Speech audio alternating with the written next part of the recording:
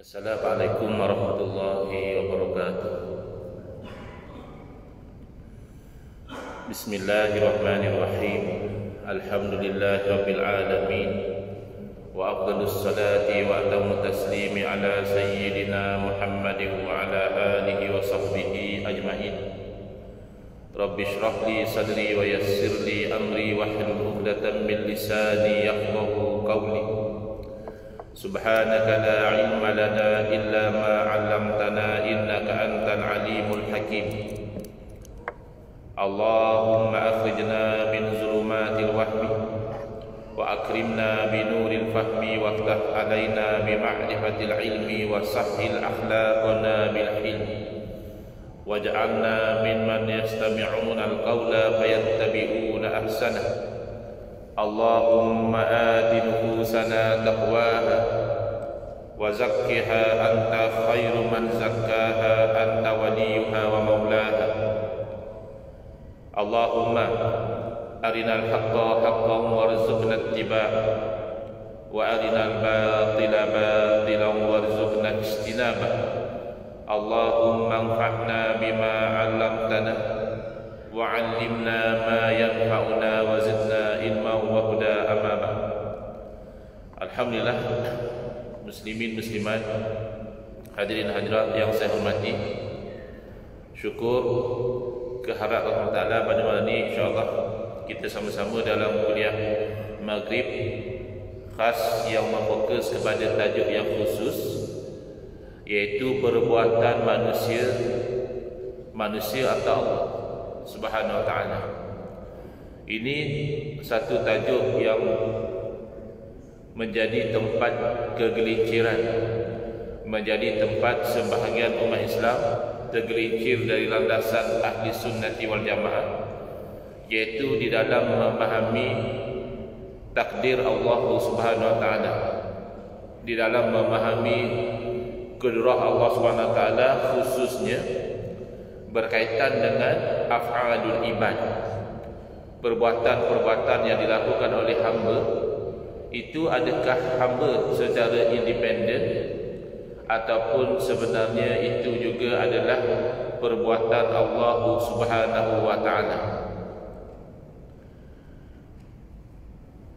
Ini bersangkut paut dengan af'al yang ikhtiyariyah, perbuatan-perbuatan yang bangsa kepada memilih, seperti berjalan, seperti berlari, seperti bercakap, seperti solat, seperti menikam, seperti membunuh dan seumpama dengannya.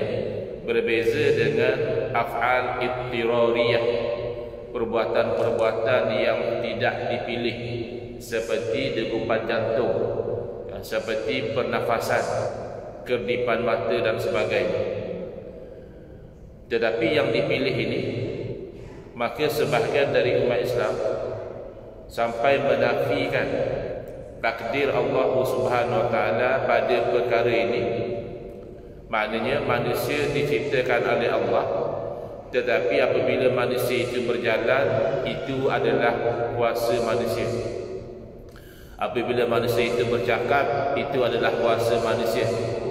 Itu bukan Allah yang ciptakan. Ini satu bentuk kegelinciran, ini satu bentuk bid'ah yang serius di dalam akidah, bercanggah dengan firman Allah Ta'ala, wallahu khalaqakum wa ma ta'malun. Dan Allah Ta'ala lah yang menciptakan kamu, dan apa sahaja yang kamu lakukan itu juga adalah makhluk Allah Subhanahu wa ta'ala. Maka tergelincir dalam isu ini satu golongan kepada ekstrim menafikan takdir, kerana mereka itu cuba mengukur Allah dengan kayu ukur makhluk.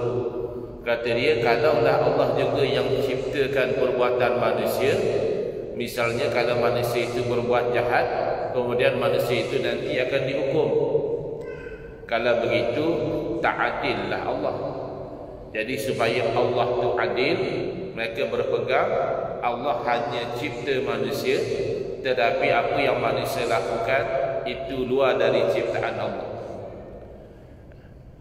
Bahkan mereka melarat sehingga mendakwa oleh kerana Allah Ta'ala tidak menciptakan perbuatan manusia. Kata mereka, Allah juga tidak tahu manusia itu akan buat apa, sehingga manusia itu berbuat, barulah Allah tahu. Maka kegelinciran yang sebegini, sepakat para alim ulama mengatakan menjadi kafir orang yang berakidah demikian, kerana menafikan rukun iman yang keenam, iaitu percaya kepada qada dan qadar Allah. Buruk dan baik itu daripada Allah. Buruk dan baik itu termasuklah perbuatan manusia. Sama ada dia solat, dia puasa, dia zakat, sama ada dia mencuri, dia merompak, berjudi, itu adalah perbuatan manusia yang dengan nas Al-Quran diciptakan oleh Allah Subhanahu wa Ta'ala. Lalu di sebelah ekstrim yang satu lagi, asalnya mereka itu sudah bagus dalam bab perbuatan manusia ini. Dia percaya bahawa ianya adalah ciptaan Allah Ta'ala. Dia percaya bahawa buruk dan baik itu adalah daripada Allah Subhanahu Wa Ta'ala. Setakat itu sudah bagus. Kemudian tergelincir di dalam bid'ah, menyalahkan takdir. Ini yang disebut sebagai golongan Jabariyah. Yang tadi itu golongan Qadariyah, menafikan takdir. Dan sudah ada isyarat daripada Nabi SAW kalau menafikan takdir ini terkeluar dari Islam. Riwayat daripada Nabi SAW baginda bersabda, majus hadhil ummati al-mukadzibuna bil aqdar. Majusi daripada kalangan umat ini adalah orang yang mendustakan takdir. Orang yang menolak adanya takdir Allah dilabelkan oleh Nabi SAW sendiri sebagai majusi umat ini. Kemudian Nabi SAW berpesan kalau berjumpa dengan mereka jangan beri salam. Padahal asalnya kita sesama Muslim kalau berjumpa beri salam. Kalau mereka sakit jangan ziarahi. Padahal asalnya hak seorang Muslim kalau dia sakit diziarahi. Dan kalau mereka meninggal dunia jangan disaksikan jenazah mereka, jangan diuruskan. Jadi ini adalah indikasi kalau menafikan takdir itu membawa kepada kufur. Sebab itulah tidak ada khilaf di kalangan para alim ulama yang berakidah dengan akidah Qadariyah ini menjadi kafir, bid'ah dan menjadi kafir. Tapi hujung yang satu lagi, walaupun asalnya sudah bagus menerima takdir Allah, perbuatan manusia itu sebenarnya adalah ciptaan Allah, kemudian dia melarat kepada menyalahkan takdir, menafikan usaha dan ikhtiar. Dalam bahasa Arab disebut al-kasbu, kaf sin ba, kasaba yaksibu. Al-kasbu itu makna usaha ikhtiar. Jadi golongan Jabariyah menafikan usaha ikhtiar. Jadi kata dia tak ada apa-apa lah. Kita manusia ni ibarat bulu yang ditiup oleh angin ke sana kemari. Maka dia pergi kepada menyalahkan takdir. Kalau dia tidak solat, lalu dinasihati, orang nasihat dia, bang, abang ni bukannya masih muda lagi, sudah sampai peringkat usia tua dah ni, bawa-bawalah solat. Lalu dia menyalahkan takdir. Kata dia nak buat macam mana? Memang saya ni Allah dah takdirkan tak semayang. Allah dah takdirkan saya ni berjudi. Allah dah takdirkan saya ni minum arak dan seumpama dengannya. Jadi ini juga akidah yang bid'ah dalam memahami perbuatan manusia. Dia sampai melarat kepada menyalahkan takdir. Nabi SAW yang mengajar umat supaya beriman kepada takdir Allah, baginda tidak mengajar umat supaya menyalahkan takdir. Bahkan kalau kita lihat secara logiknya, kalau orang itu menyalahkan takdir demikian, dia kata nak buat macam mana ustaz? Ya Allah dah takdirkan saya tak solat. Apa kata kalau orang itu ditampar misalnya, ditempeling misalnya, mesti dia marah, mesti dia tak suka. Dia kata apa ustaz macam ni? Sepatutnya ustaz berdakwah dengan hikmah. Ini tampar orang macam ni, tak betul dia ustaz. Jadi ustaz pun jawab, Dia buat macam mana bang? Memang Allah dah takdirkan saya tanpa awak ni. Jadi awak jangan komplain lah. Sebagaimana awak kata tadi, awak tak solat kerana Allah dah takdirkan awak tak solat. Jadi saya tanpa awak alasannya sama. Kalau ditangkap kerana mencuri misalnya, lalu masuk ke mahkamah dalam membela diri, orang yang mencuri kata, Tuan Hakim yang arif tak boleh hukum saya, sebab Allah yang takdirkan saya mencuri, bukan saya nak mencuri. Ya Allah yang takdirkan. Lalu kalau yang arif hakim itu faham, hukum saja. Selepas hukum saya jatuhkan hukuman sekian-sekian, minta maaf ya. Nak buat macam mana, dan memang Allah takdirkan saya hukum apa. Jadi tak selesai. Ya, Qadariyah membawa kepada kufur, Jabariyah membawa kepada fasik. Adapun Mu'tazilah itu khilaf para alim ulama, adakah menjadi kafir atau hanya fasik, tapi berdosa tetap berdosa. Kerana Mu'tazilah ini ia cabang dari Qadariyah, cuma ia lebih ringan sedikit. Dia membahagi-bahagikan. Kata dia Allah mentakdirkan betul, tapi Allah hanya mentakdirkan yang baik. Kalau Allah tidak takdirkan yang baik, berarti Allah takdirkan yang lebih baik. Mana Allah mesti berbuat yang baik. Yang baik itu pada kayu ukur dia. Sedangkan kalau kita faham hakikat ketuhanan, apa sahaja yang Allah lakukan, iaitu baik. Kerana milik dia belaka. Tak ada timbul Allah tak sepatutnya buat macam ni. Ya fa'alul lima yurid. Allah Ta'ala maha melakukan apa yang dia kehendaki. Sebagai contoh, Allah Ta'ala ciptakan Nabi Adam AS sebelum lagi daripada Nabi Adam solat, sebelum lagi daripada Nabi Adam buat ibadah, Allah letakkan dalam syurga. Siapa boleh komplain? Nabi Adam milik Allah, syurga milik Allah. Allah letak satu makhluk dalam satu makhluk yang lain, kedua-duanya milik Allah, tak ada orang boleh komplain. Bahkan kita yang bukan milik sebenar pun, kita boleh berhujah bahawa itu milik kita. Milik kita ni tak sebenar. Kita akan tinggalkan. Kalau kita ada kereta yang mewah misalnya, sama ada dibeli oleh orang menjadi milik orang, atau kita meninggal dunia jadi milik waris.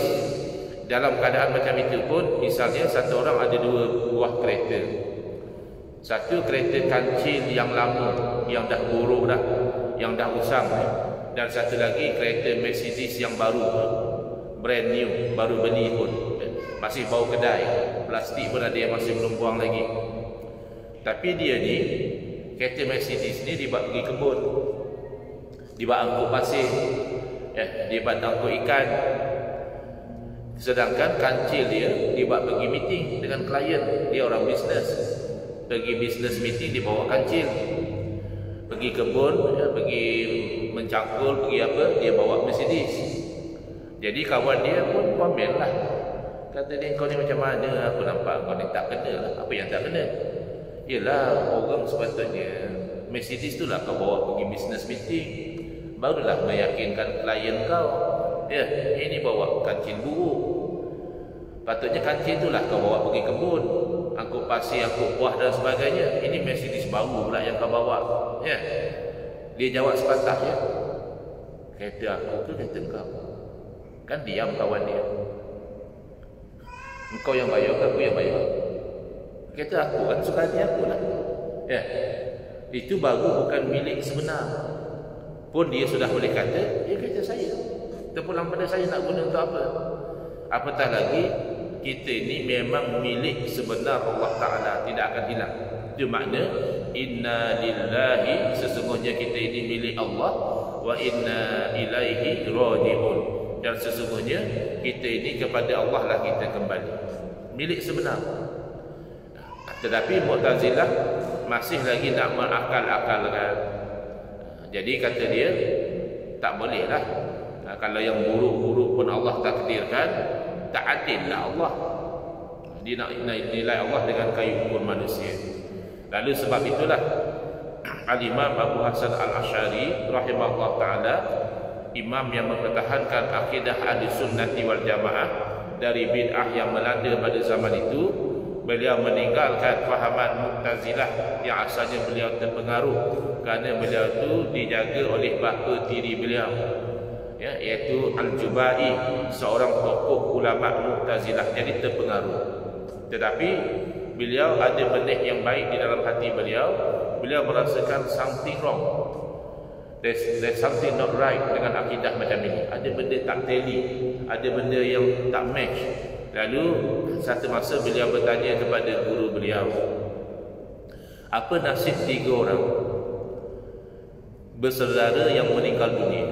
Satu orang meninggal dunia dalam keadaan beriman dan taat kepada Allah. Yang kedua meninggal dunia dalam keadaan kufur dan maksiat kepada Allah. Yang ketiga belum sempat balik, masih kanak-kanak telah meninggal dunia. Apa nasib 3 orang ni? Jadi jawab guru beliau yang Mu'tazilah Al-Jubai itu, kata beliau, yang mati mukmin dan taat akan masuk syurga, yang mati kufur dan maksiat akan masuk neraka, yang mati sebelum balik tidak masuk syurga dan tidak masuk neraka. Sebab yang buat taat adillah masuk syurga, yang buat maksiat adillah masuk neraka.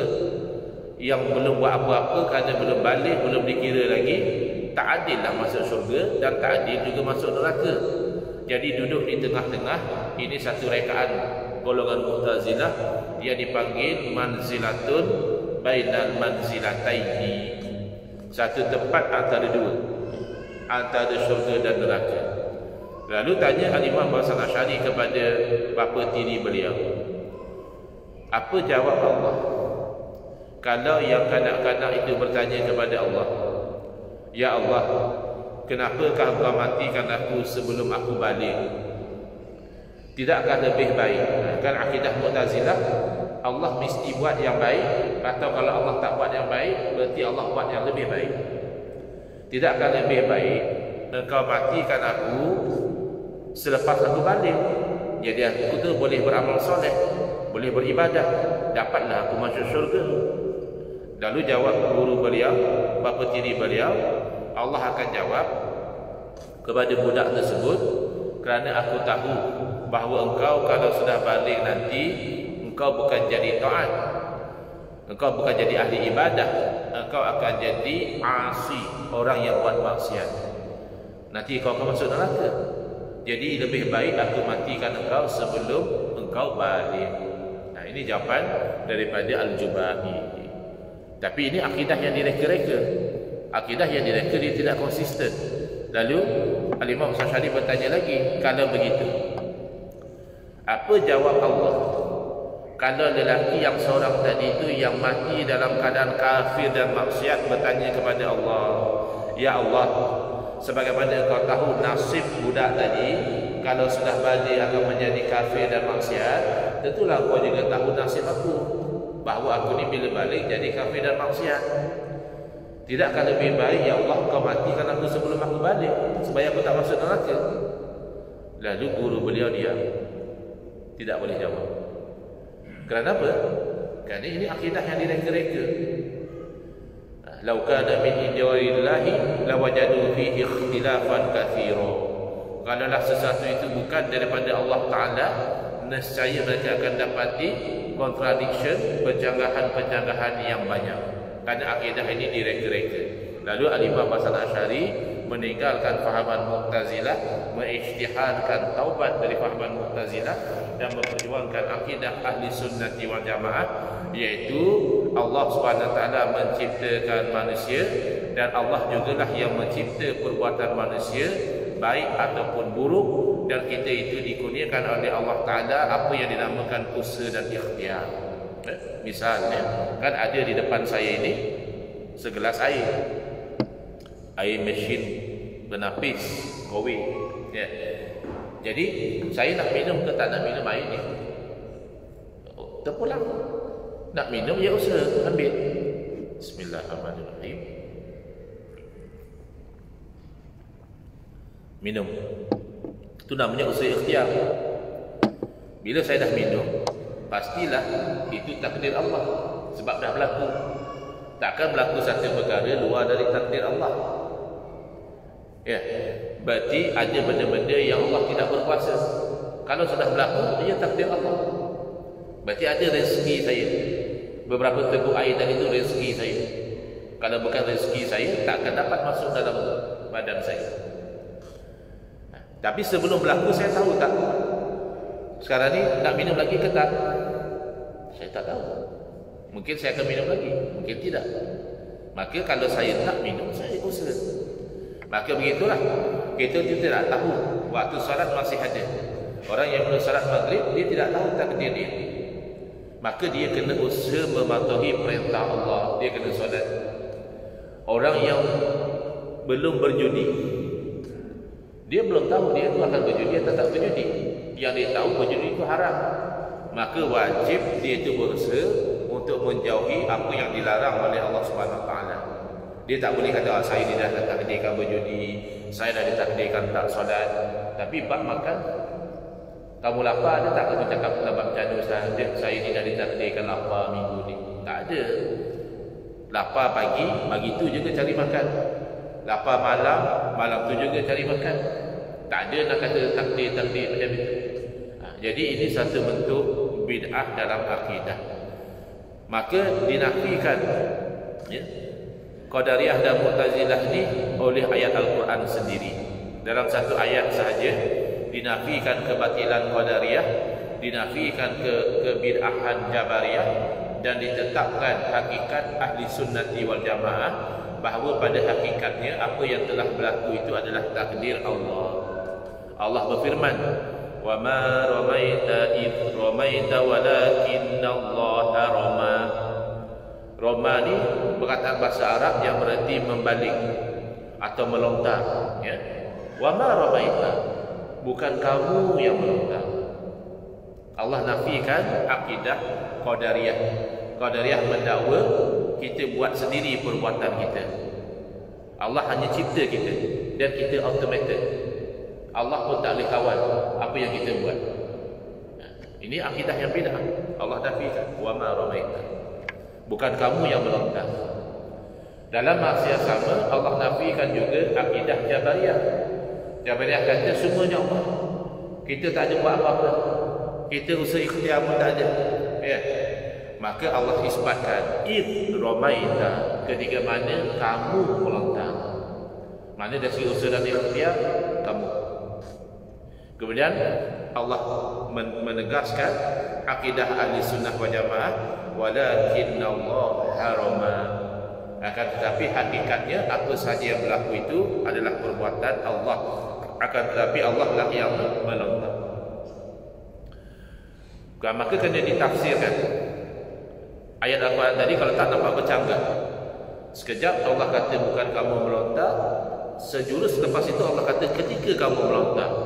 Tak mungkin dah ayat Quran bercanggah.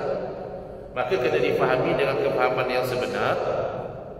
Wa ma ramaita khalqan id ramaita kasban walakinna Allah rama haqiqatan. Bukan kamu melontar secara menciptakan pelontaran, bukan kamu. Al-khalqu lillah, menciptakan itu milik Allah. Id ramaita kasban, ketika mana kamu melontar secara usaha dan ikhtiar. Usaha ikhtiar itu ada. Walakinna Allah harama haqiqatan, akan tetapi Allah lah yang melontar secara hakikat, kerana Allah lah yang menciptakan manusia dan Allah lah yang menciptakan perbuatan manusia. Inilah yang disebut dalam pengajian tauhid sifat 20. Dulu saya ada kuliah bulanan sebelum PKP dulu, kita buka kitab akidah, kemudian terhenti dengan PKP, terus tak ada kuliah bulanan. Ini hanya kuliah sekali-sekali saja. Jadi dalam pengajian sifat 20, ketika membahaskan sifat wahdaniyah, keesaan Allah Ta'ala, maka inilah yang disebut wahdaniyatul af'al, mengesakan Allah pada perbuatan dia. Dia bincang 3. Satu, wahdaniyatul zat, mengesakan Allah pada zat. Yang kedua, wahdaniyatul sifat, mengesakan Allah pada sifat. Dan yang ketiga yang dalam perbincangan kita pada malam ini adalah wahdaniyatul af'al. Wahdaniyatul zat, tidak ada zat yang lain daripada Allah sama seperti Allah, tak ada. Dan zat Allah itu bukanlah terdiri dari juzuk-juzuk, komponen-komponen yang bercantum jadi Allah. Tidak. Dinafikan. Wahdaniyah sifat menafikan salbiyah. menafikan banyak. Kemudian wahdaniyatus sifat, tidak ada yang lain daripada Allah bersifat seperti Allah. Bukan ada ke Ustaz? Macam mana? Yalah, contohnya kita manusia ada sifat sama, mendengar. Allah juga ada sifat sama, mendengar. Kan sama? Tak. Sama hanya pada lafaz. Ittihadul lafzi dunal makna. Sama hanya pada lafaz sebut sama juga, tapi berbeza dari segi hakikat. Pendengaran kita dahulu tak ada, bahkan kita dulu pun tak ada. Mana pendengaran kita ni baru datang. Pendengaran Allah qadim, tidak ada permulaan. Pendengaran kita perlu pada alat namanya telinga. Kalau tak ada telinga, tak dengar kita. Pendengaran Allah tidak perlu pada alat. Dalam keadaan kita ada telinga, pendengaran kita terbatas, hanya sedikit saja kita dapat dengar. Luar dari dewan masjid kita dah tak dengar. Sedangkan Allah mendengar segala-galanya yang wujud. Dan pendengaran kita ini boleh hilang, boleh binasa, sedangkan pendengaran Allah itu kekal abadi. Dan dari segi sifat, tidak ada dua sifat bagi Allah. Kalau kita banyak sifat kita, kudrah. Ada kudrah kita masa baby, hanya setakat menangis. Kemudian besar sikit boleh merangkak, kemudian boleh berjalan. Kemudian bila sudah kanak-kanak boleh berlari, bila remaja lagi hebat tenaganya, bila dewasa lagi kuat, bila dah berusia, dia kembali kepada kanak-kanak balik. Kadang-kadang orang yang tanpa berusia merangkak balik, nak berjalan tak lari, pakai pampers balik. Kalau tak nanti terkencing, dah jadi macam kanak-kanak. Dulu masa baby ini sorong atau dalam kereta sorong, ya, oleh ibu bapa. Sekarang disorong atau kereta sorong oleh anak-anak. Kudrah Allah tidak demikian. Kuasa Allah itulah kuasa Allah. Ilmu kita pun macam itu. Huwallazi akhrajakum min butuni ummahatikum la ta'lamuna syai'an.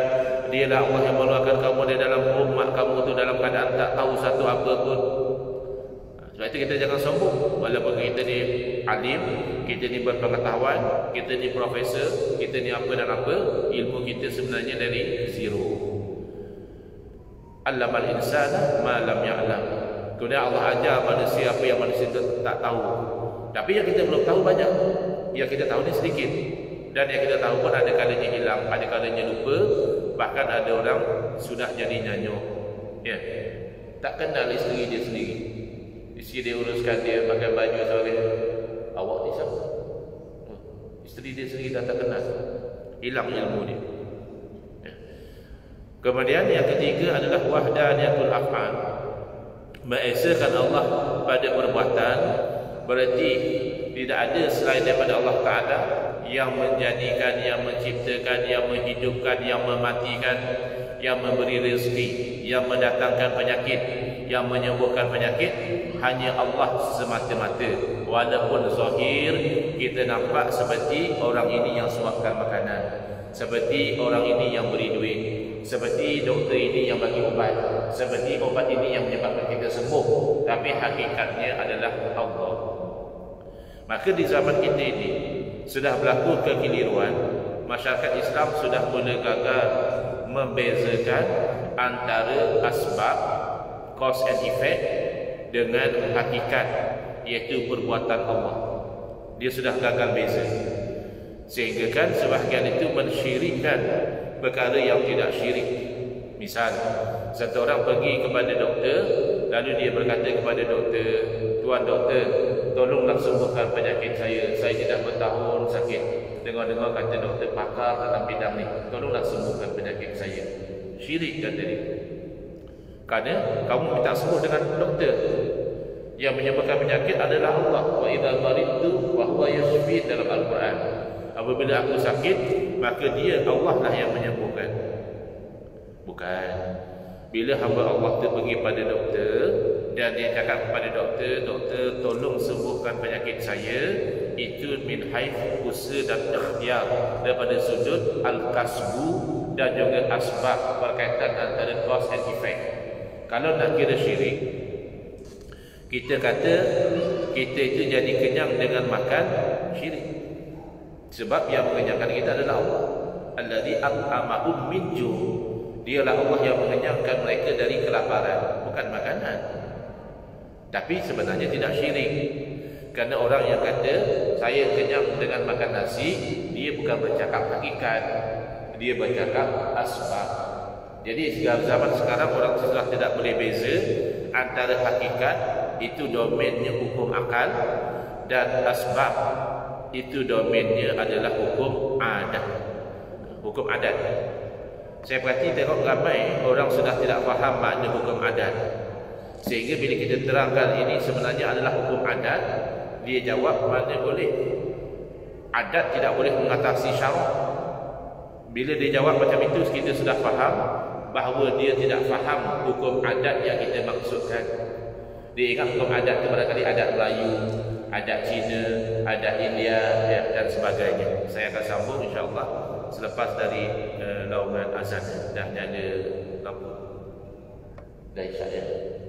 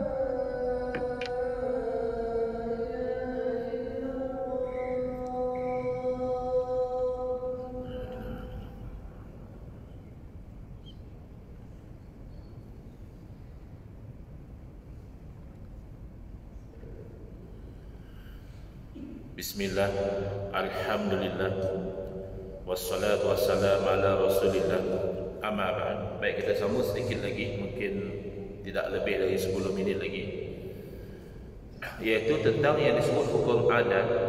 Bukanlah dimaksudkan hukum adat itu adat orang Melayu, Cina, India, Pepatih, Temenggung dan sebagainya, tetapi adalah apa yang kita katakan berkaitan antara cause and effect, the experimental result between observation of cause and effect. Sebagai contoh, bila kita makan, kita dapati kita kenyang, dan bila kita tak makan, kita dapati kita lapar.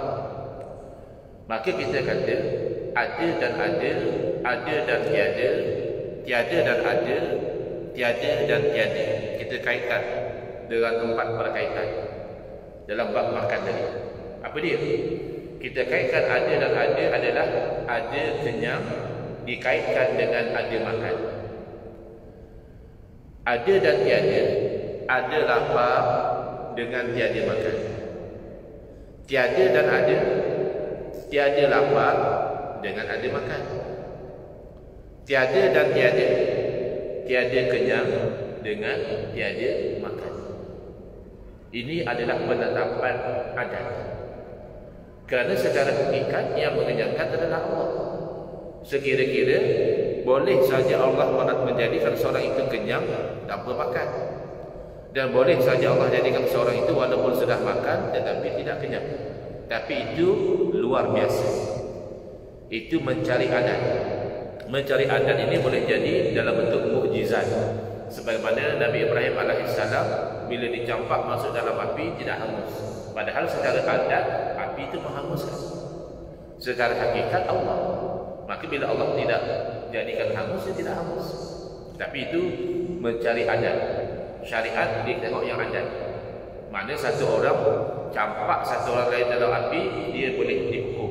Kerana secara adat api itu menghanguskan. Tapi secara akidah dia tengok hukum akal. Akidah melihat pada hukum akal, tak mungkinlah satu perkara itu berlaku luar dari kuasa Allah. Kira api ada kuasa lain, tak mungkin. Berarti yang menciptakan api adalah Allah, yang menjadikan hangus juga adalah Allah. Tapi bila masuk mahkamah, ya, bukan saya yang membunuh dia, saya hanya tikam dengan pisau saja, yang melukakan itu Allah, bukan pisau. Itu cerita akidah. Cerita kamu dah buat kesalahan, cerita syariat. Syariat ambil kira hukum adat. Oleh kerana pisau yang tajam itu dari segi adat melukakan, maka bila kamu tikam, kan baru ni ada cerita seorang remaja perempuan baling pisau kena adik dia sampai meninggal. Waliyahzubillah, mungkin tak sengaja lah, dia tengah marah atau apa, tak sangka lah sampai meninggal. Tapi itu tetap dibicarakan, kerana pisau soalnya sengaja tak sengaja lah nanti. Tapi tetap satu kesalahan, kerana dari segi adat pisau yang tajam itu melukakan dan memudaratkan, dan bahkan boleh mematikan. Dari segi hakikat hanya Allah. Ini penting supaya pertama kita tidak terlibat dalam syirik. Kedua, supaya kita tidak mensyirikkan benda yang tak syirik.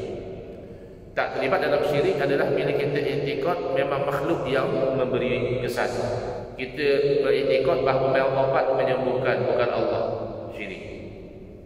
Tapi kalau sampai kita kata orang tu syirik semata-mata, dia kata doktor tolong sembuhkan saya, dia kata saya dah sembuhkan dia makan ubat ni, juga tidak betul.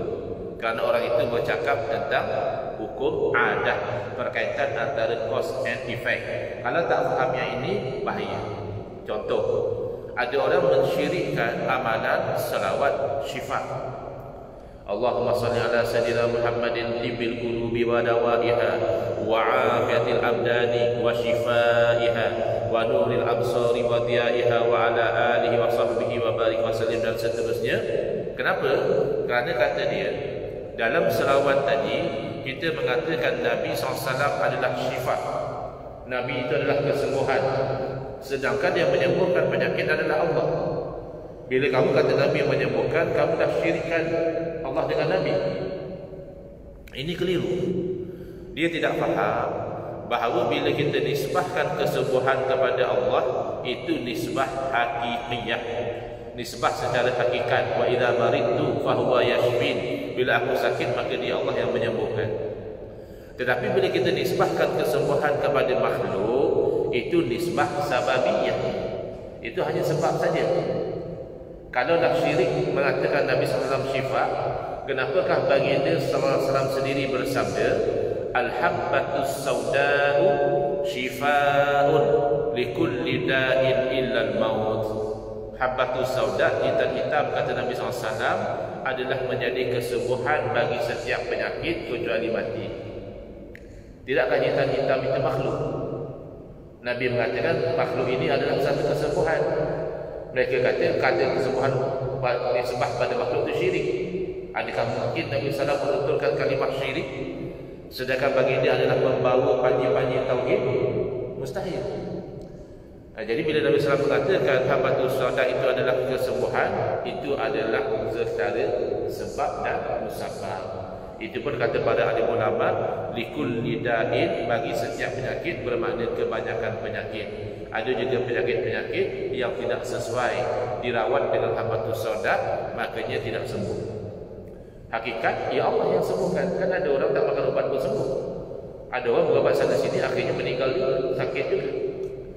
Tapi kita hanya usaha dan ikhtiar mengikut pengalaman yang ada. Biasanya kalau makan ubat dia sembuh, maka kita ikhtiar. Begitu juga, adakah syirik itu memuliakan Nabi SAW, mengatakan Nabi itulah memberi hidayah kepada kita? Kalau kita faham itu sebagai sebab, dia tidak syirik. Contoh, satu orang kata Nabi lah yang memberi hidayah kepada saya. Itu hanya akan jadi syirik kalau orang itu beriktikad Nabi yang memberi hidayah bukan Allah. Itu bercanggah dengan firman Allah Ta'ala, innaka la tahdi man ahbabta walakinna Allah yahdi man yasha. Sesungguhnya kamu wahai Muhammad sallallahu alaihi wasallam tidak boleh memberi hidayah kepada siapa yang kamu kehendaki, siapa yang kamu sayang, akan tetapi Allah yang beri hidayah kepada siapa yang Allah kehendaki. Tetapi tidak syirik kalau kita kata Nabi beri hidayah kepada kita, berarti Nabi lah menjadi sebab hidayah kepada kita, tidak syirik. Bahkan itu disebut dalam Al-Quran dengan jelas. Allah berfirman, innaka la tahdi ila siratim mustaqim. Sesungguhnya kamu wahai Muhammad benar-benar memberi hidayah kepada jalan yang lurus. Jadi kalau orang itu faham, dia tidak akan jadi kelam kabut. Kalau tak ikut, macam mana? Sekejap kata Nabi tak boleh bagi hidayah, sekejap kata memang benar-benar Nabi bagi hidayah. Bila Allah kata kamu tidak boleh beri hidayah, itu makna hakikat. Bila Allah kata kamu memang benar-benar memberi hidayah, itu maknanya asbab. Kita manusia beriman dengan hakikat, berinteraksi dengan asbab. Sama macam penyakit ni. Sebagai penutup, saya nak berhenti sebelum 8.23 atau 8.23 sebab tadi azan 8.13 nanti, iaitu tentang penyakit. Tentang penyakit, ada tak sebenarnya jangkitan penyakit? Kalau hakikat tak ada. Nabi SAW beritahu la adwa, tidak ada jangkitan. Tetapi dari segi asbab ada. Nabi SAW yang beritahu tidak ada jangkitan, bagi dia juga memberi panduan. Kalau ada sebuah negeri dilanda wabak taun yang belum masuk dalam negeri, jangan masuk. Kerana kalau masuk boleh berjangkit. Yang ada dalam negeri jangan keluar, kuarantin. Kerana kalau keluar boleh menyebarkan penyakit. Itu namanya asbab, usaha dan ikhtiar. Bila Nabi SAW kata la adwa, tidak ada jangkitan, berarti kita yakin apa sekali pun kita usaha ikhtiar, kalau Allah takdirkan berjangkit, sakit. Dan kalau Allah takdirkan sihat, sihat. Jadi saya tutup setakat itu perbincangan kita pada malam ini tentang tajuk perbuatan manusia atau Allah. Maka kita berpegang dengan akidah ahli sunnah wal jamaah.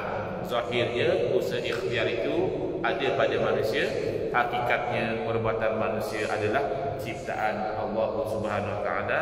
Hadza wa billahi taufiq wal hidayah. Wassalamualaikum warahmatullahi wabarakatuh. Bismillahirrahmanirrahim. Alhamdulillahi rabbil alamin. Wassalatu wassalamu ala sayyidina Muhammadin wa ala alihi wa sahbihi ajma'in. Allahumma shrah sudurana wa ahsin akhlaqana wa azim ujurana wa nawwir qulubana bi nuri hidayatika kama natarada bi nuri syamsika abadan bi rahmatika ya arhamar rahimin. Walhamdulillahi rabbil alamin. Amin ya rabbal alamin.